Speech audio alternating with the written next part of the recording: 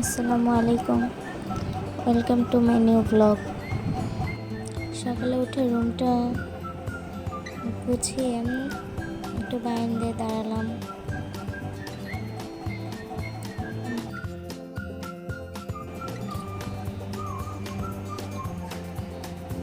এটা হলো আমাদের বাড়ির চালতা গাছ, অনেক বড় একটা চালতা গাছ।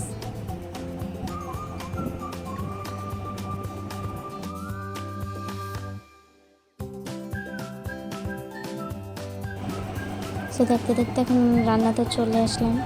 এখানে আমি গরুর মাংস রান্না করবো আজকে। হলুদ, মরিচ, আদা, রসুন দিয়ে, পেঁয়াজ, তেল দিয়ে ভালোভাবে মেখে বসিয়ে দেব। হাতে মাখা মাংসের মজাই আলাদা।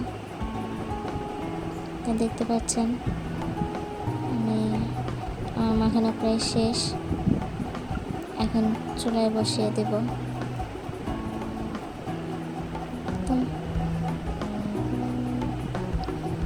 কিছুক্ষণের জন্য ঢেকে দিলাম।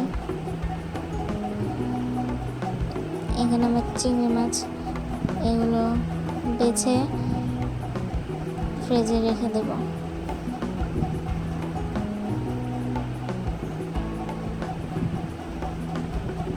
এক চুলা মাংস, এক চুলা ভাত বসিয়ে দিলাম। এখন মাংসটাকে একটু কষিয়ে নেব।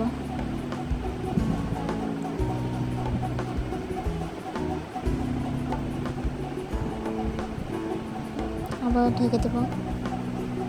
বাসি থেকে পেঁপে দেখা যাচ্ছে একদম, পানিটা শুকিয়ে আসছে। এখন একটু পানি অ্যাড করে দেব।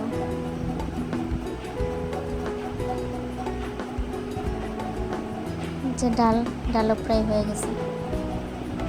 এখন এটাকে বাগার দেব।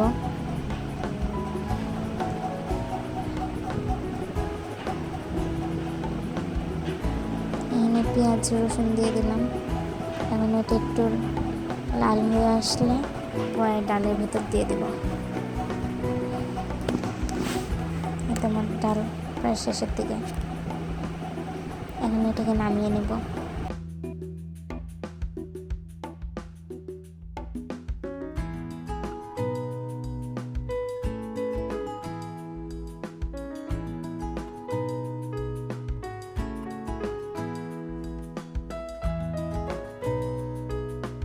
এখন জিরা দিয়ে নামিয়ে ফেলব।